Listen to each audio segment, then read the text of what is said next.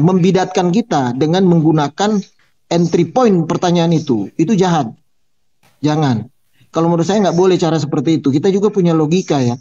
Nah, itu. Terus berikut mengenai keilahian, kealahan kita. Sebenarnya simple loh. Kalau dengan Bro Malikil, Bro Tom, kalau kita belajar ya, kita discuss, ternyata simple banget memahaminya kok. Mengenai kealihan. Kenapa? Karena Tuhan Yesus sudah datang memperkenalkan dirinya. Ya, dia bilang, aku dari atas, kamu dari bawah. Jadi kalau kita mau cari tahu keilahian Allah kita, keesaan dari Allah kita, ya Yesus itu yang ngajarkan kita karena dia dari sana. Sudah jelas. Sangat simpel kan? Yohanes 1 ayat 1 itu simpel banget sebenarnya kan. Misalnya contoh, ada kata di belakang bahwa firman itu adalah Allah. Kan itu kata-kata itu kan melingkar. Dia nggak ada ujungnya. Pada mulanya adalah firman. Firman bersama-sama dengan Allah. Dan firman itu adalah Allah. Itu melingkar kata itu. Kata-kata itu menunjukkan bahwa keesaan Allah itu ada di situ. Ya, jadi Shema Israel itu di situ. Jadi kalau misalnya teman-teman yang bilang, oh itu nggak boleh dipisahkan, memang nggak bisa dipisahkan, nggak bisa dipisahkan gitu loh. Kalau nggak bisa dipisahkan, berarti kan menyatu.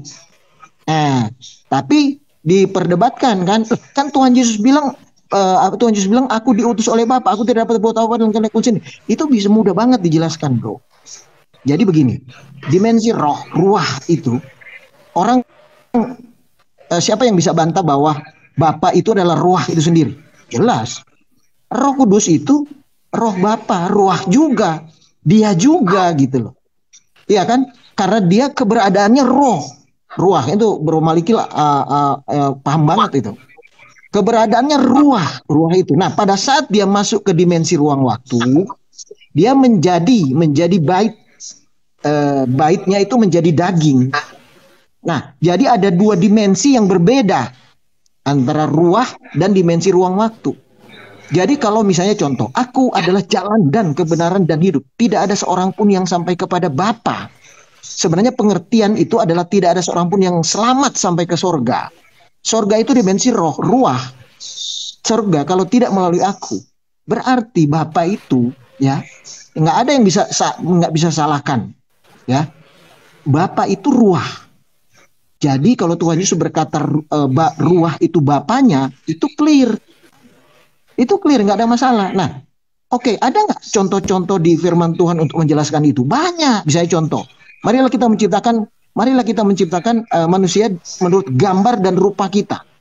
Jadi kalau kita membahas keilahian Yodevave itu dengan belajar dari kita sebagai manusia, bisa. Manusia terdiri roh, jiwa, dan tubuh. Ya nggak bisa, dan itu satu pribadi. Kalau kita mau ruang waktu kan pribadi yang bisa diterapkan kepada manusia. Kalau Pak dimensi roh kan tidak gitu. Tapi pribadi berarti cuma satu. Misalnya nih, sorry nih, saya nggak tendensius, tapi kita bisa belajar dari situ, betul kan? Bisa belajar bahwa mudah saya jelaskan mengenai bagaimana penyataan karya Allah itu. Karya Allah itu bagaimana kita menyatakan karya Allah di dimensi ruang waktu. Kita bisa menjelaskan keilahiannya berdasarkan manusia kita sendiri, karena memang kita dibuat menurut gambar dan rupanya. Itu satu.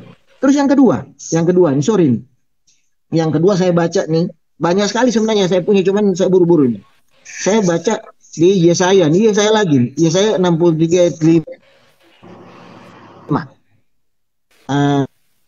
Baca satu perikop, tapi saya baca satu ayat aja. Aku melayangkan pandanganku, tidak ada yang menolong, aku tertegun, tidak ada yang membantu, lalu tanganku memberi aku pertolongan, dan kehangatan amarahku itulah yang membantu aku. Ya, jadi kita bisa umpamakan, ya bukan umpamakan, belajar dari bentuk kita manusia, karena Tuhan punya badan, punya kepala, punya tangan. Nah dia bilang tangannya, ya sama dengan kita, tangan kita kan kita juga. Siapa yang bilang tangan kita bukan kita kan gitu. Nah jadi itu dia sudah mengajarkan bahwa dialah itu sendiri. Nah kalau saya tambahkan sendiri orang marah, jangan sendiri, nanti ada interpretasi menolak salah satu doktrin. Itu telah kok kita takut sekali ya, saya heran ya. Nah, jadi tangannya kita bisa menjelaskan bagaimana kesatuan keesaan Allah, ya kan? Keesaan Allah itu menurut bentuk tubuh kita. Ada kepala, ada badan, ada tangan. Kita bisa menjelaskan itu dengan pola itu. Kita juga bisa menjelaskan dengan pola roh, jiwa, dan tubuh. Tidak pernah meleset. Itu semua sama. Bahwa kitalah itu, dialah ruah itu. Begitu. Nah, banyak sekali yang bisa kita jelaskan, tapi dari firman Tuhan, contoh-contohnya, dari nubuatan-nubuatan apa yang ditulisnya. Dari, misalnya contoh, ada yang ekstrim bertanya, siapa yang membangkitkan Tuhan Yesus? Saya tidak percaya, begini Tuhan Yesus itu berarti dibangkitkan oleh Bapa, ada kekuatan lain. Lah, Tuhan Yesus bilang sama orang ini, orang Farisi, Saduki, dan para pimpinan agama, rombak bait Allah ini, rombak bait Allah ini, aku akan membangunnya dalam 3 hari. Jadi mulai dia dia yang dimaksudkan adalah tubuhnya sendiri. Dia mati dan bangkit tuh dia sendiri yang berkarya, dia yang membangkitkan sendiri. Karena jelas kata-katanya, aku akan membangunnya kembali dalam 3 hari. Berarti siapa? Ya dia juga, Tuhan Yesus itu sendiri. Oke ya, itu tambahan saya aja, tambahan masukan saya ya. Jadi so simple, Pak, simple banget, nggak ada susahnya, dan itu nggak bisa dibantah, gitu loh. Makasih, bro, makasih. Ya, makasih. Jadi kata sesat itu kalau dalam Alkitab ada ayat itu yang mengatakan begini, jangan pikir orang sudah itu tidak masuk dalam kerajaan sorga. Jadi bisa juga diterapkan itu. Jadi itu area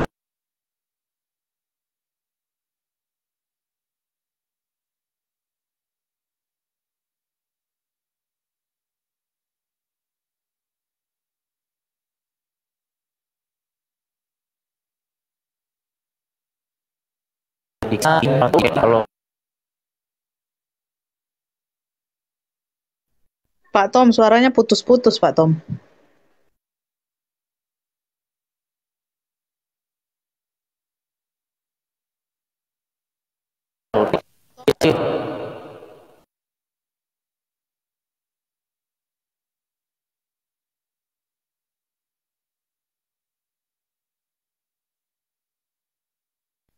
Suaranya hilang, Bro Tom.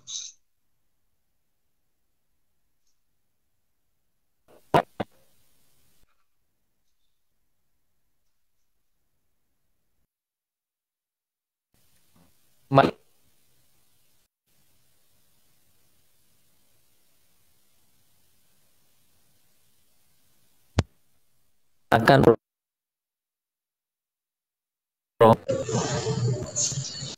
Suara Bro Tom hilang-hilang, Bro.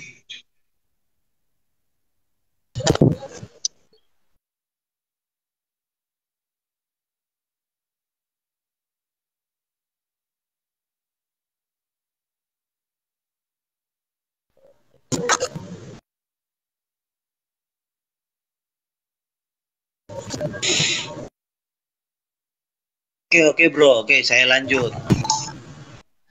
Jadi perdebatan ini memang akan terus berlanjut jika ya perdebatan kita ini kekristenan internal ini akan terus berlanjut jika dari pihak kita itu tidak simpati lagi dengan isi ayat-ayat Alkitab. Perdebatan ini akan terus-menerus terjadi jika iman kita didasari dari pemikiran-pemikiran di luar Alkitab. Pasti akan berlanjut. Tapi coba kalau kita semua percaya Alkitab, tanggalkan doktrin. Kita percaya sepenuhnya dengan isi-isi Alkitab, maka tidak akan terjadi perdebatan. Serius. Perdebatan ini terjadi karena apa? Karena ada pemikiran-pemikiran yang dari luar menyusup ke dalam di dalam apa yang di dalam Alkitab untuk mengintervensi dengan mengatakan seolah-olah ayat Alkitab itu atau Tuhan yang Maha Kuasa tidak mampu mengeja dirinya siapa di dalam Alkitab. Masuklah pemikiran dari luar yang digunakan oleh manusia sebagai kelompok orang untuk menyatakan bahwa inilah pemikiran sebenarnya. Itu sebenarnya meremehkan hikmat Tuhan yang sudah Tuhan tuangkan di dalam Alkitab. Itu siapa yang ngajarin? Saya paling tidak suka orang itu mendiskreditkan Alkitab. Jadi kita membahas tentang siapa bidat, ya. Oh, siapa ini? Sebenarnya bukan tentang bidat lagi, tetapi Kristus Yesus. Bro, bisa besarkan nggak layarnya? Bentar bro, bentar.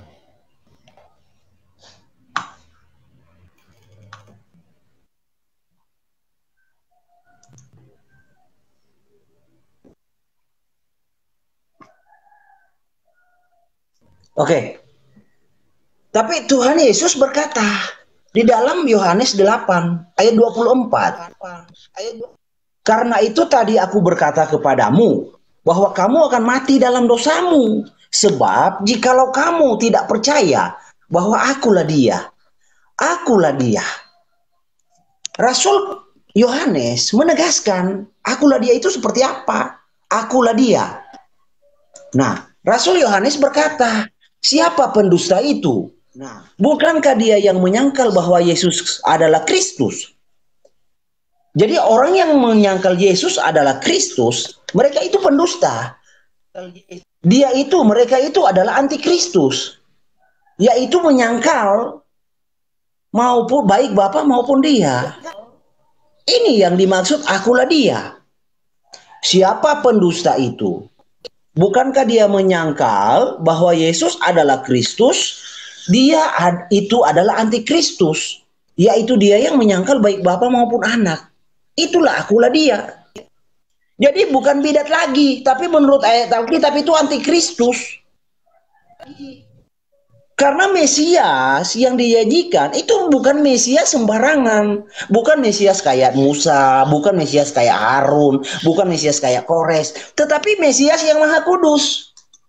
Di dalam Daniel 9 ayat 24, Mesias yang Maha Kudus mengurapi yang Maha Kudus. Jadi Mesiasnya itu yang Maha Kudus.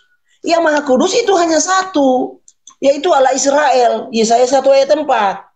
Celakalah bangsa. Jadi celaka memang orang yang menolak dia. Makanya Tuhan Yesus berkata, jika kamu tidak percaya akulah dia, kamu akan mati dalam dosamu. Mengapa kita mau berdiri pada posisi hikmat dunia? Mengapa kita mau jadi tegar tengkuk? Hosea 4 ayat 6 berkata, umatku binasa karena tidak mengenalku. Yesaya 52 ayat 6, Tuhan Yesus berkata, sebab itu umatku akan mengenal namaku. Pada waktu itu mereka akan mengerti bahwa akulah dia yang berbicara, ya aku. Jadi kita tekstual Alkitab dulu. Jangan dulu membawa hikmat dunia untuk menelaah Alkitab. Tuhan kita itu tidak seperti yang Tuhan yang lain. Butuh ditafsir, butuh ditakwil, butuh ini. Enggak lah. Tuhan kita itu cerdas. Justru kita kalau percaya kepada dia, kita akan dituntun olehnya. Ya. Jadi yang Maha Kudus itu siapa? Yang Maha Kudus ya, celakalah bangsa-bangsa berdosa. Kaum yang syarat dengan kesalahan. Keturunan yang jahat-jahat. Anak-anak yang berlaku buruk. Mereka meninggalkan Yod-Heh-Vaveh, menista yang Maha Kudus Allah Israel, dan berpaling membelakangi dia. Tuhan Yesus berkata, aku tidak bisa berbuat apa-apa dari diriku sendiri. Itu meneguhkan bahwa dia adalah sang pencipta itu. Jangan lagi manusia memblender. Oh ini firman, ini yang menjadi daging ininya. Tidak, dia juga. Karena Yesaya 8 ayat 13, Yesaya 8 ayat 13 dan 14, dia berkata, kita baca ya, itu kalau mengenal Kristus dengan dasar Alkitab, bukan pengertian-pengertian luar Alkitab, kita akan mengerti dan sangat bangga dengan Tuhan kita. Tuhan kita itu bukanlah Tuhan deisme yang menciptakan lalu membiarkan luntang-lantung ciptaannya mencari keselamatannya sendiri. Atau bukanlah Tuhan yang tidak punya wibawa ketika dia menciptakan lalu ketika ciptaannya jatuh lalu menyuruh orang lain untuk menyelamatkan. Tidak, Tuhan kita itu Tuhan yang bertanggung jawab. Dia kasih, dia menciptakan, dia memelihara, dia menjaga. Ketika ciptanya jatuh ke dalam dosa, dia juga yang menyelamatkan, bukan orang lain, bukan pihak kedua, bukan pihak ketiga. Nah, di dalam Yesaya 8 ayat 13 dan 14. Tetapi Yothevave, Hashem semesta alam, dialah yang harus kamu akui sebagai yang kudus. Kepadanya lah harus kamu takut dan terhadap dialah yang harus kamu gentar. Yothevave, Hashem, ia akan menjadi lemikdas. Tetapi juga menjadi batu sentuhan dan batu sandungan bagi kedua kaum Israel. Sekarang baitnya itu bukan hanya menjadi batu sandungan buat Israel, tetapi buat kekristenan juga jadi batu sandungan. Kekristenan banyak yang tidak mengenal siapa Kristus, bait itu siapa. Ayat Alkitab dibaca, jangan dianggurin.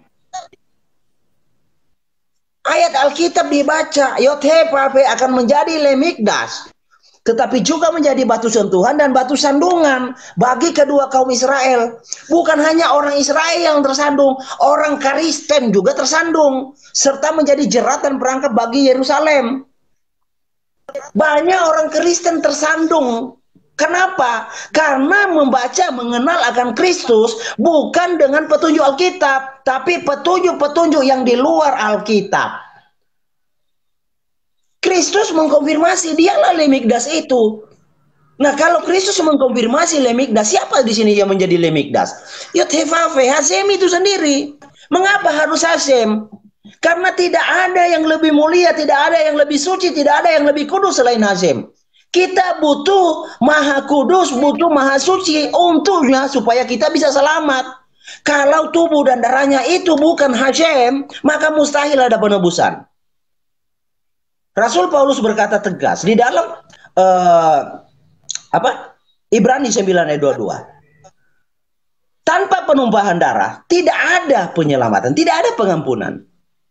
Dan Tuhan semesta alam kan sudah mengatakannya di dalam nubuatannya. Contoh ya, Yesaya. Nah, kadang saya merasa ini dengan kawan-kawan dalam berbahasa. Bahasa Indonesia dasar tidak mengerti bagaimana kita mau menjadi apologet. Di dalam Yesaya 63 ayat 16. Sedih saya juga melihat ini. Bukankah engkau Bapa kami? Sungguh Abraham tidak tahu apa-apa tentang kami. Dan Israel tidak mengenal kami. Ya Hashem, Yothevave, engkau sendiri Bapa kami. Jadi Yothevave itu Bapa. Namamu ialah penebus. Jadi Yothevave itulah penebus. Nah, kalau Tuhan semesta alam berkata, akulah penebusmu. Lalu kita adakan penggenapan, dibaca lain. Bukan aku, tapi kami. Itu siapa yang ngajarin? Memang Tuhan semesta alam tidak mampu. Jangan mendiskreditkan Tuhan. Tuhan semesta alam mampu merealisasikan janjinya. Sesuai dengan petunjuknya yang dia berikan. Akan lahir dari seorang perempuan. Dan dia akan disebut anak Allah yang kudus. Tidak ada yang maha kudus selain Tuhan itu sendiri. Apa mungkin Tuhan berbagi kekuasaan? Tidak mungkin Tuhan berbagi kekuasaan. Di mana ayatnya? Yesaya 42 ayat 8. Yesaya 42 ayat 8. Aku ini, Hashem, itulah namaku. Aku tidak akan memberikan kemuliaanku. Aku tidak akan, aku loh, bukan kami. Aku tidak akan memberikan kemuliaanku kepada yang lain atau kemasyuranku kepada patung.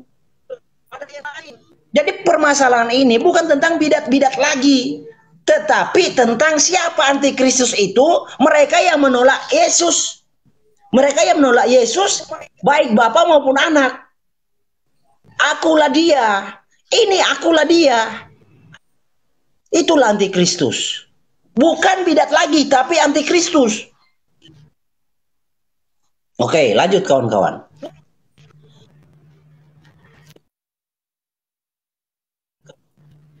Ya, terima kasih. Ali, bro. Ya, Bro, saya tambahin dikit bro ya. Iya. Jadi ini bagus banget nih bro yang kata-kata akulah dia.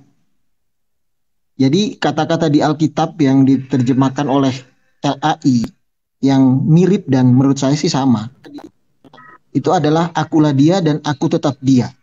Jadi kalau kita baca firman Tuhan dari Kejadian sampai Wahyu, ya, itu kata akulah dia itu sebenarnya simpel, menunjukkan bahwa pada waktu di Perjanjian Lama, memang seperti yang Bro Malikil sampaikan tadi, aku di perjanjian aku untuk menunjukkan dia yang akan datang di perjanjian baru. Makanya pada saat sampai di perjanjian baru, Tuhan Yesus berkata, akulah dia yang diberitahukan di perjanjian lama. Istilah akulah dia tuh luar biasa loh. Jadi kata-kata kan cuma dua kata nih. Aku dia ini disatukan. Akulah dia itu disatukan. Itu jarang sekali ada kata-kata begitu di dunia sekuler. Itu jarang sekali. Nah, ini kan kata-kata ya apa ya? Kalau menurut saya sebagai kata-kata magic word ya, yang memang kita harus bisa menggunakan itu untuk menunjukkan bahwa nubuatan perjanjian lama dan penggenapan di perjanjian baru itu digabung oleh kata itu. Akulah dia. Ya kan? Kalau kita baca di perjanjian lama kan jelas itu. Dia yang akan datang itu berbicara mengenai Yesus Kristus Mesias itu. Siapa dia? Akulah dia. Makanya di kitab perjanjian lama itu dijelaskan banget oleh Bro Malikil. Nah, itu satu. Jadi udah clear banget itu. Nah, sekarang saya tambahkan dikit begini. Misalnya contoh nih. Ya kan? Setelah itu di Wahyu dia naik kalau di terjemahan LAI itu mengatakan bahwa dia duduk di sebelah kanan.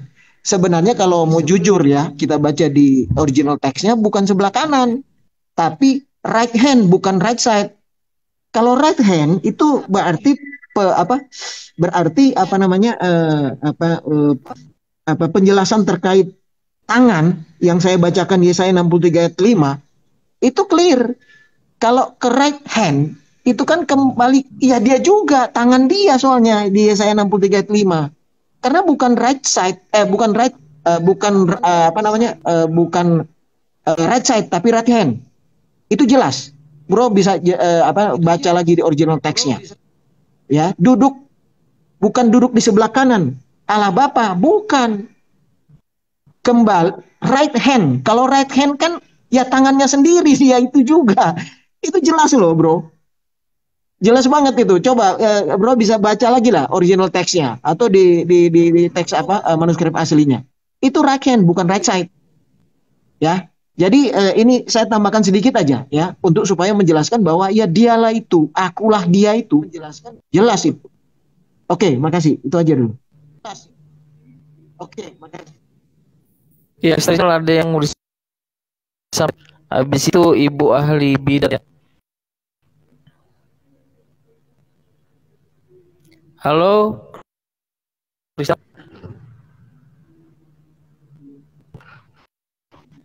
Halo. Kristen Ya, halo, original. Kristen original. Tadi mau ngomong itu silakan.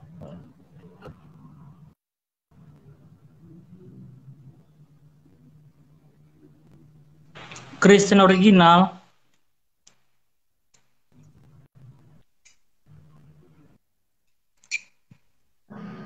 Ya, halo.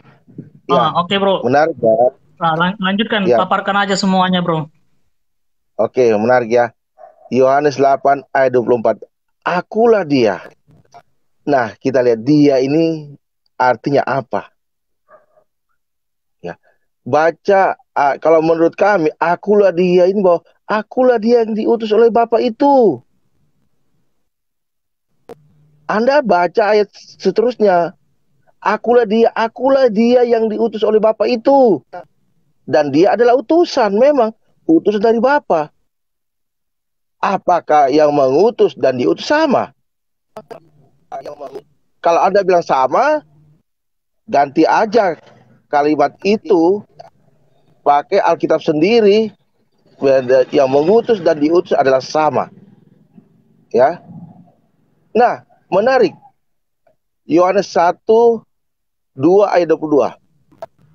Siapakah penyesat-penyesat itu? Menolak Bapa maupun anak. Sudah jelas kalimatnya, menolak Bapa maupun anak. Itu ada entitasnya, ada dua. Menolak Bapa maupun anak. Siapakah itu? Ya, lihat aja dalam dirimu Anda masing-masing. Ya. Yohanes 4 ayat 66. Ya, saya jelaskan lagi. Untuk mengenal Yesus Kristus itu kalau tidak hanya ditarik oleh Bapa. Jadi kalau jika Anda menghilangkan Bapa, berarti apa? Anda tidak akan ditarik oleh Bapa untuk mengenal Yesus Kristus itu. Nah, sekarang antikristus apa? Yang menolak Yesus datang sebagai manusia. Sebagai manusia loh. Kalau Anda menolak itu pasti antikristus. Ya. Nah, itu saja. Yesus dan Bapa itu dua sosok yang berbeda. Anda baca di Yohanes 5 ayat 26. Ini kisi-kisinya di Alkitab.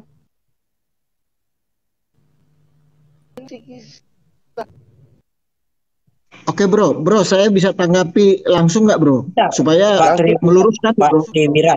Langsung Bentar. Jangan, Bentar Pak Triwira. dulu. Silakan, Iya, silakan bro. Gini Bro Malki, Ocok. Akulah dia itu siapa dia itu? Dia itu adalah Bapa itu. Dan barang siapa melihat aku, ia melihat dia yang telah mengutus aku. Hah. Yohanes. Dia yang mengutus aku. Betul. Artinya Jangan utusan. dipotong. Dan barang siapa melihat aku Yesus, ia melihat dia yang telah mengutus aku. Jadi melihat Yesus, melihat dia yang mengutus Yesus. Oke? Paham? Yohanes 12 ayat 45. Oke, lanjut. Yesaya 46 ayatnya keempat. Sampai masa tuamu aku tetap dia. Dan sampai masa putih rambutmu aku menggendong kamu. Aku telah melakukannya dan menanggung kamu terus. Aku mau memikul kamu dan menyelamatkan kamu. Dia, aku tetap dia. Ya. Oke, lanjut. Jadi Kristus berkata, yang harus dipahami di dalam Yohanes 8 ayat 24, ya. Otoritas apa sih yang menghukum manusia karena dosa? Penghakiman itu milik Tuhan, Sang Pencipta. Tapi Yesus berkata di sini apa? Karena itu tadi aku berkata kepadamu bahwa kamu akan mati dalam dosamu. Sebab jikalau kamu tidak percaya akulah dia. Jadi kalau tidak percaya akulah dia, mati dalam dosa. Nah kalau ini hanya sekedar utusan, tidak mungkin utusan itu menghakimi manusia dengan dosa. Lalu siapa dia itu? Nah di dalam Yesaya 63 kan dijelaskan. Yesaya 63 itu pentingnya belajar dari Alkitab, bukan ikut petunjuk-petunjuk orang. Ya, Alkitab itu sangat jelas menjelaskan, gamblang siapa Kristus. Dalam segala kesesakan mereka bukan seorang duta atau utusan, melainkan ia sendirilah yang menyelamatkan mereka. Dan saya sudah bacakan ayatnya tadi di dalam Yesaya 8, bahwa yang menjadi bait itu, yang menjadi lemikdas itu bukanlah kaleng-kaleng, tetapi Sang Pencipta itu, Tuhan semesta alam yang menjadi bait. Bukanlah utusan pihak kedua, pihak ketiga, bukan. Tetapi Sang Pencipta itu yang menjadi lemikdas. Nah kita baca ayatnya. Yesaya 8. Itu penting belajar ya. Belajar Alkitab. Menanggalkan doktrin-doktrin. Itu ditinggalkan dulu di tempat lain. Jangan dibawa. Ketika Anda mau mengkaji Alkitab, memahami Alkitab, demi kepentingan doktrinmu, maka Alkitab tidak berguna buatmu. Karena kamu akan mencari ayat-ayat Alkitab untuk memperisaikan, membentengi, melindungi doktrinmu.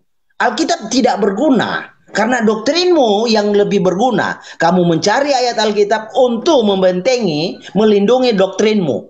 Oke? Nah, di dalam keluar ada Yesaya 8 ayatnya ke-13 dan 14. Tetapi Yod-Heh-Vav-He semesta alam, dialah yang harus kamu akui sebagai yang kudus. Ingat, yang kudus. Yesus itu anak Allah yang kudus.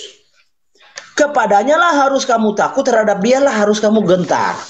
Ia, Yod-Heh-Vav-He, ia akan menjadi lemikdas, menjadi tempat kudus, tetapi juga menjadi batu sentuhan dan batu sandungan bagi kedua kaum Israel itu, serta menjadi jerat perangkap bagi penduduk Yerusalem. Jadi lemikdas itu bukan hanya menjadi perangkap, menjadi batu sandungan bagi Israel, bro, layarnya bro, tetapi juga menjadi batu sandungan buat manusia kekristenan. Nah, di mana Tuhan Yesus mengkonfirmasi dia adalah lemikdas? Bro, layarnya bro. Bro, layarnya bro Tom. Bro. Bro Tom itu sinyalnya gangguan, Bro Malikil. Oke. Yohanes 2 ayat 19 sampai 21. Jawab Kristus kepada mereka, "Rombat bait Allah ini, dan dalam 3 hari aku akan mendirikannya kembali." Lalu kata orang Yahudi kepadanya, 46 tahun orang mendirikan bait Allah ini, Elohim ini, dan engkau dapat membangunnya dalam 3 hari? Tetapi yang dimaksudnya dengan bait Elohim ialah tubuhnya sendiri. Sesuai dengan nubuatan. Yang menjadi lemikdas itu siapa? Roh itu yang punya nama Hashem. Jadi penebus kita bukanlah orang lain, bukanlah utusan, tetapi dia sendiri. Makanya Yohanes 12 ayat 45 Tuhan Yesus mengkonfirmasi, "Dan barang siapa melihat aku, ia melihat dia yang telah mengutus aku." Jangan jadi Filipus kedua, cukup Filipus hanya satu. Filipus bertanya, "Tuhan, tunjukkan Bapa itu." Tuhan Yesus sudah mengatakan, "Barang siapa melihat aku, yang melihat Bapa." Jangan menjadi Thomas kedua, cukup Thomas satu. Tiril. Jangan jadi Petrus kedua, nanti terjadi sesuatu baru percaya. Jangan menyangkal Tuhan, jangan menyangkal penciptamu, jangan menyangkal pembentukmu. Yod-Heh-Vav-He Sebaot. Jangan kamu sangkal. Jangan kamu jadi seperti Petrus. Nanti ada sebab akibatnya baru kamu sadar.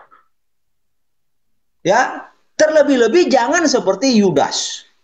Menyesal lalu bunuh diri. Ya, jangan seperti itu. Punya nilai pengajaran. Jangan sampai ada yang kedua dari mereka-mereka itu. Baik Yudas, baik Petrus yang menyangkal, Yudas yang mengkhianati, baik siapa lagi? Filipus, ya, baik Thomas. Jangan ada yang kedua dari mereka. Cukup mereka yang menjadi contoh buat manusia, buat orang-orang, termasuk kita-kita ini. Begitu, Ocop-ocop. Bro, aku tambahin dikit bro. Yang mengutus dirinya sendiri. Ini jelas loh di Yesaya 63:9 kalau kita baca original teksnya. Ini juga untuk menjawab polemikus Muslim ya, yang suka bertanya. Baca original teksnya Yesaya 63:9. Dalam segala kesesakan mereka bukan seorang malaikat, lo malak, bukan seorang malaikat yang diutusnya, melainkan ia sendirilah yang menyelamatkan mereka. Dialah yang menebus mereka dalam kasihnya dan belas kasihannya. Kalau Tuhan Yesus dibilang utusan, iya, tapi dia mengutus dirinya sendiri sesuai Yesaya 69 ayat 3. Bukan seorang malaikat. Bukan seorang malaikat. Lo malak. Coba baca di Ibraninya. Ya, dia sendirilah. Berarti dia mengutus diri sendiri. Jadi kalau Tuhan Yesus mengatakan dia utusan, iya, ini sesuai dengan Yesaya. Dia harus menggenapi nubuatan itu, utusan itu.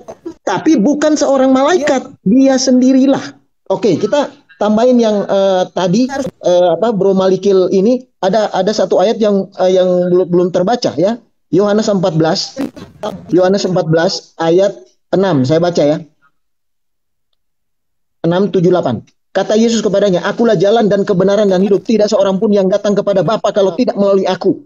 Sekiranya kamu mengenal aku, pasti juga kamu mengenal Bapakku. Sekarang ini kamu mengenal dia dan kamu telah melihat dia. Apa maksudnya itu? Coba, ya. Sekiranya kamu mengenal aku, pasti kamu juga mengenal Bapakku. Sekarang ini kamu mengenal dia dan kamu telah melihat dia. Siapa itu maksudnya? Ya, jelas ya. Nah, baru masuk ke kata Filipus tadi. Tuhan, tunjukkanlah Bapa itu kepada kami. Itu sudah cukup bagi kami. Filipus belum ngerti. Kata Yesus ulang lagi. Jadi ayat 7 itu mengenai Bapa diulang lagi di ayat 9. Telah sekian lama aku bersama-sama kamu Filipus, namun engkau tidak mengenal aku. Barang siapa telah melihat aku, ia telah melihat Bapa. Bagaimana engkau berkata tunjukkanlah Bapa itu kepada kami. Jadi ayat 9 ini untuk menjelaskan ayat 7. Ayat 7 itu sekiranya kamu mengenal aku, pasti kamu juga mengenal Bapakku. Sekarang ini kamu mengenal dia dan kamu telah melihat dia. Jelas ayat 7 dan ayat 9. Gitu. Oke, itu aja tambahan saya, Bro. Terima kasih. Terima Ya, kasih baik. untuk Bira yang sudah menjelaskan. Sebentar, Bro Ocop-Ocop ya. Ahli bidat bagaimana? Setelah ahli bidat boleh disambungkan sama apa Kristen original ya? Aku mau nambahin dikit sih sebenarnya ya. Kalau yang kulihat si Bang Ocop-Ocop ini nggak menerima Yesus itu Bapa sendiri. Karena apa? Karena dia kayak Filipus ya. Padahal di dalam Yohanes 14 ayat 9 dikatakan, telah sekian lama kamu bersama-sama aku, Filipus, namun engkau tidak mengenal aku. Barang siapa telah melihat aku, ia telah melihat Bapa. Bagaimana engkau berkata, tunjukkanlah Bapa itu kepada kami? Kalau kita menyatakan Bapa ini siapa?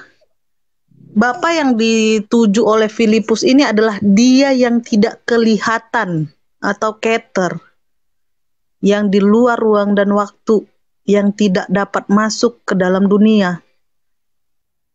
Nah, konsep ini sebenarnya ya, kalau kita pahami lagi, ini sebenarnya sudah dijawab di dalam Yesaya 11 ayat 1 sampai 3 itu tadi. Kenapa Yesus itu adalah kepenuhan dari Bapa? Karena dikatakan Roh Elohim akan ada padanya. Nih saya tunjukkan pada Anda ya. Kenapa saya menyatakan Yesus itu adalah Keter atau Sang Mahkota atau Bapa yang di luar ruang dan waktu. Nih, begini. Keter, kelihatan nggak? Nih, Keter. Yang paling atas itu mahkota atau Keter. Dan ada Bina dan Hokmah.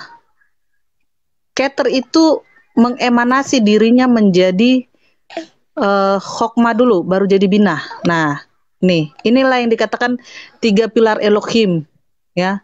3 pilar Elohim ini, Keter ini adalah siapa? Inilah Memra atau dia yang berbicara dengan Musa di Gunung Sinai. Dan lalu siapa Bina ini? Ini adalah Roh Kudus, Ruach HaKodes, ya. Roh Kudus inilah yang berbicara. Kan dikatakan di dalam Yesaya 11 ayat 1 tadi, Rohku akan ada di dalam dia. Ini berkata bahwasanya roh yang berbicara di sana adalah Binah yang ada di dalam diri Yesus, Binah. Nah, lalu itu juga menjelaskan bahwa Memra juga ada di dalam diri Yesus. Di mana itu? Itulah di dalam Yohanes 1 ayat 1. Bahwa itu di dalam diri Yesus itu adalah jiwanya. Gitu loh. Makanya dikatakan Yesus adalah kepenuhan. Saat Binah dan Keter dan Binah dan Hokmah ini ketemu ya, Binah dan Hokmah ini ketemu, ini akan menghasilkan Keter yang di atas, karena Keter mengemanasi dirinya menjadi Binah dan Hokmah. Nah, saat Hokmah dan Binah ini bersatu, maka jadi Keter. Ini dibalik-balik, makanya Keter itu dilambangkan dengan apa? Mahkota. Mahkota yang seperti apa? Mahkota yang berduri. Mahkota berduri itu siapa yang pakai? Yesus kan, waktu di kayu salib.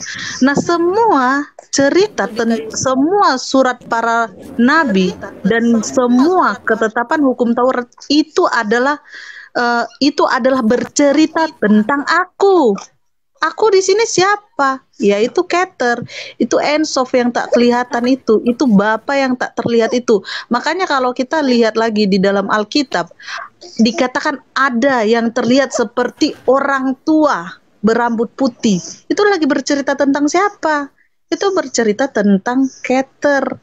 Dia yang Bapa yang dikatakan sebagai orang tua-tua itu.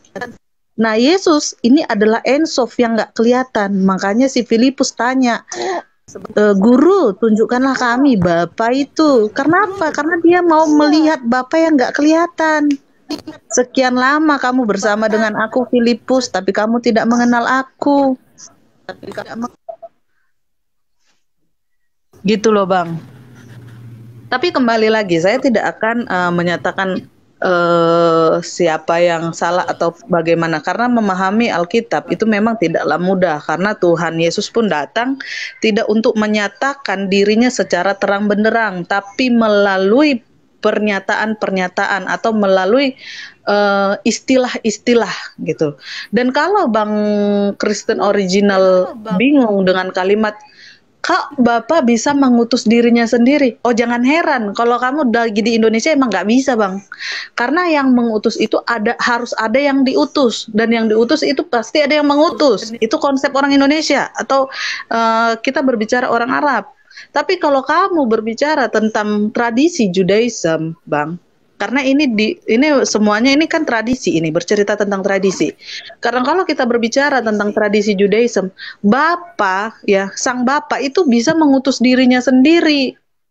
Ya, karena waktu pengikatan ketubot enggak selalu yang Bapa ini mengutus orang lain, enggak, dia bisa mengutus dirinya sendiri untuk mengikat ketubot. Jadi di dalam konteks Judaism itu siapa? Bapa bisa mengutus dirinya sendiri. Kalau keheran enggak apa-apa, karena kita enggak lagi bicara tentang tradisi Indonesia, kita lagi bicara tentang tradisi Judaism. Gitu. Itu sih dari saya. Silakan abang-abang kalau ada yang mau ditambah. Terima kasih Bu Maria. Shalom, Bro yang baru masuk. Barusan saya pikir mau lanjutkan ke Bro Ocop-Ocop ya. Tahu-taunya Ocop-Ocop udah mungkin terpental karena sinyal ya. Bagiannya Bro Ocop-Ocop boleh diambil sama Bro Tersuka. Silakan dipaparkan Bro Tersuka. Iya, luar biasa tadi soal ketubah atau ketubot tadi.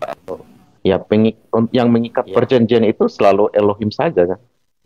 Di Yeremia 31 ayat 31 sampai 33. Dan tidak ada Elohim, tidak ada Allah selain Dia. Makanya kalau saya melihat Bapa, Anak, dan Roh Kudus itu secara sederhananya bahasa sekarang itu adalah realita dari Allah itu sendiri. Ya kan?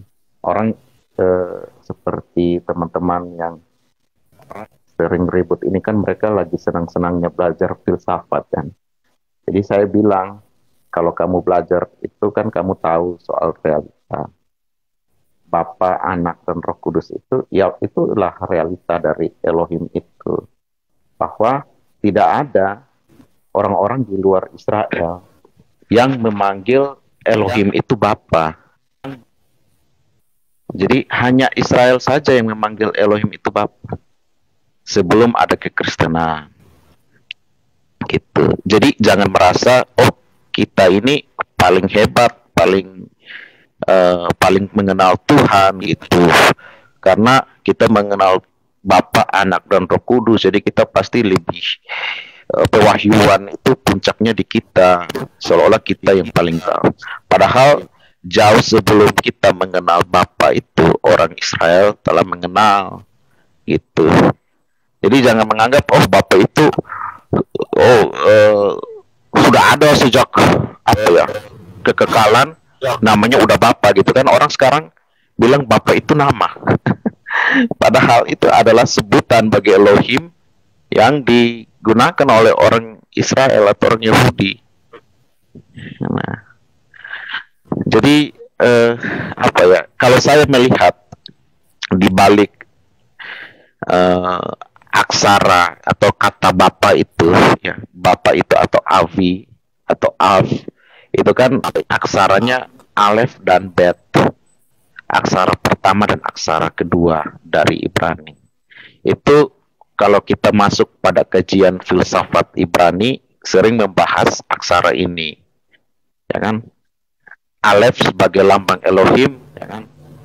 Bet sebagai lambang kemah, gitu.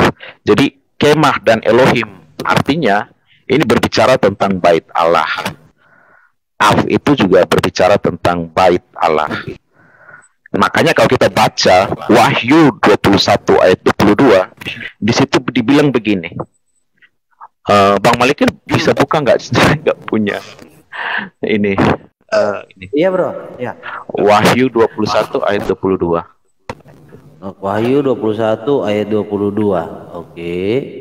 Ya. Nih. Dan aku tidak melihat bait suci dan aku tidak oke, mantap Pak Host.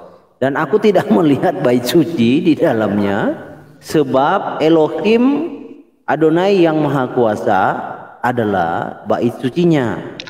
Demikian juga anak domba itu. Oke, jadi di situ tunggal bait suci. Jadi artinya Elohim itulah sendiri bait Allah itu.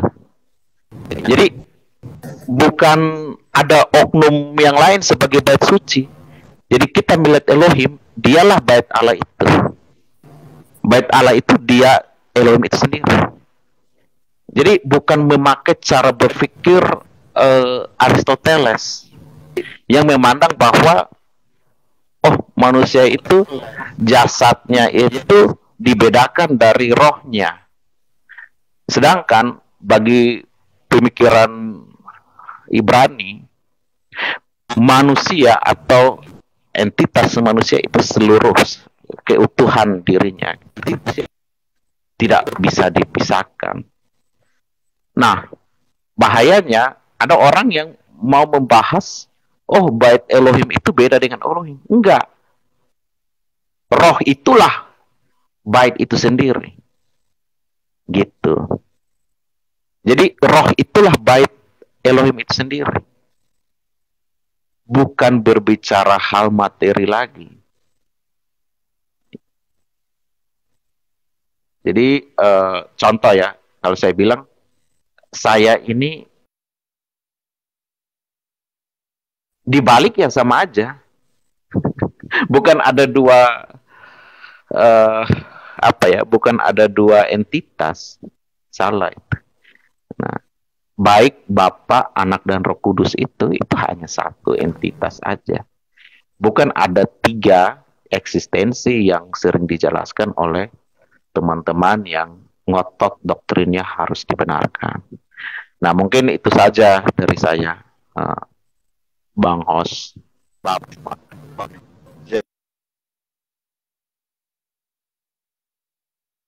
Ya.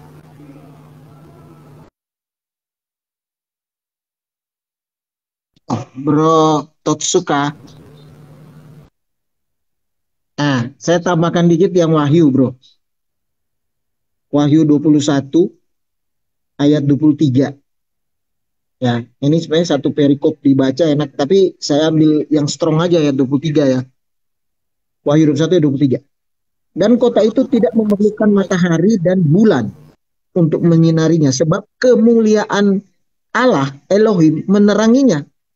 Dan ingat nih bro, anak domba itu adalah lampunya. Jadi di ayat ini menunjukkan bahwa kemuliaan Allah yang bersinar itu dari lampu itu. Siapa lampunya? Anak domba itu. Ini jelas loh.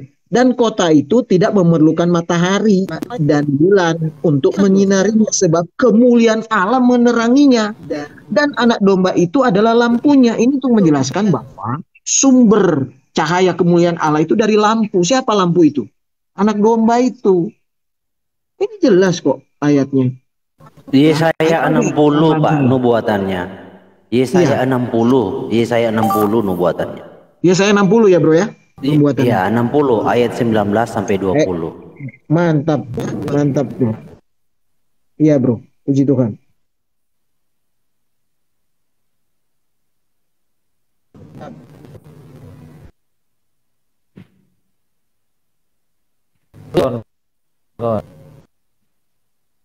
Yesaya 60 ayat 19 sampai 20.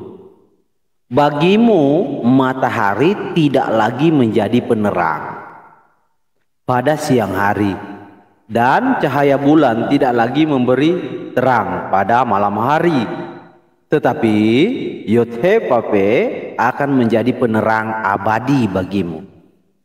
Yod-Heh-Vav-He akan menjadi penerang abadi bagimu, dan Elohimmu akan menjadi keagunganmu. Bagimu akan ada matahari yang tidak pernah terbenam dan bulan yang tidak surut, sebab Yod-Heh-Vav-He akan menjadi penerang abadi bagimu dan hari-hari perkabunganmu akan berakhir. Tuh, demikian firman Tuhan. Matching banget dengan yang Wahyu itu, bro. Ya. Iya, ya. Itu dia. Iya, jadi boleh saya ini ya. Halo, Silakan, guys. bro, silakan. Iya. Jadi memang kadang kita kan membahas Alkitab, ada yang sudah punya apa ya kita bilang ya, asumsi ya, sudah punya asumsi atau presaposisi ya, biasa dikatakan. Jadi udah punya asumsi duluan sebelum baca Alkitab gitu. Akhirnya ujung-ujungnya ayat itu nanti akan ditafsirkan sesuai apa yang dia sudah pahami.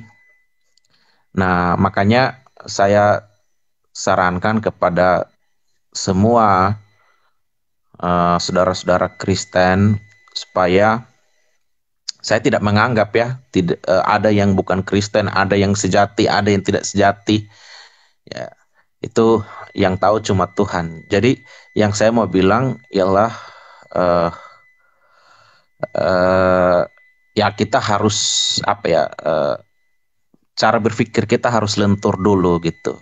Harus memiliki kelenturan berpikir. Jadi jangan terlalu kaku pada dogma, doktrin yang kita udah pegang gitu. Nah, kita belajar itu kan artinya harus membuka wawasan. Tapi orang saya lihat kebanyakan kan takut, khawatir bahwa nanti imannya bisa terguncang lalu nanti bisa murtad. Itu saya pikir kecemasan yang berlebihan gitu.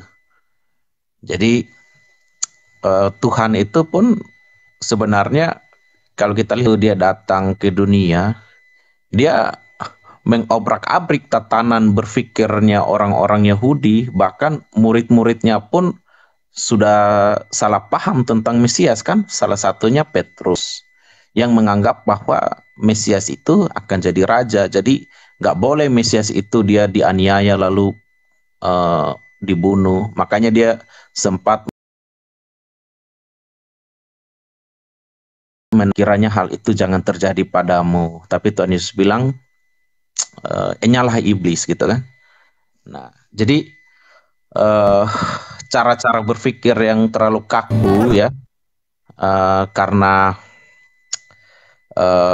ya kita bilang dalil-dalil atau dogma-dogma pemahaman kita dari awal itu sebaiknya itu ditanggalkan dulu kalau mau baca Alkitab gitu.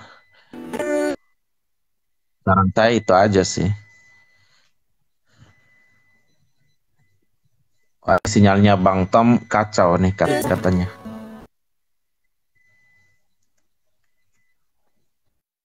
Oke, itu aja sih dari aku ya Bang-abang, Bapak-bapak. Shalom semuanya. Ada yang mau naik soalnya. Oke ya. Ya ini kalau ada yang mau naik saya juga turun. Iya bro, Kalau itu sinyalnya Bro Tom itu kurang bagus. Kita pindah rumah aja, Bro Det. Bisa dikondisikan? Sinyalnya host bermasalah Pak.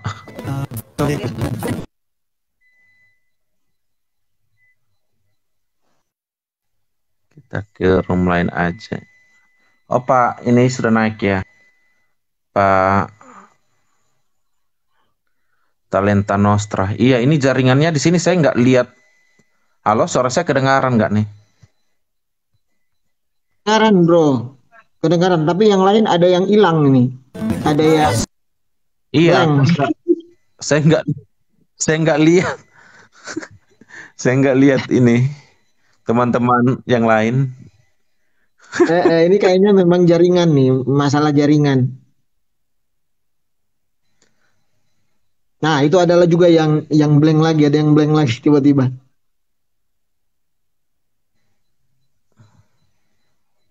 Iya, ya pindah room aja ya. Nanti kita ajak teman-teman yang mau naik tadi supaya ini. Oke, saya turun dulu.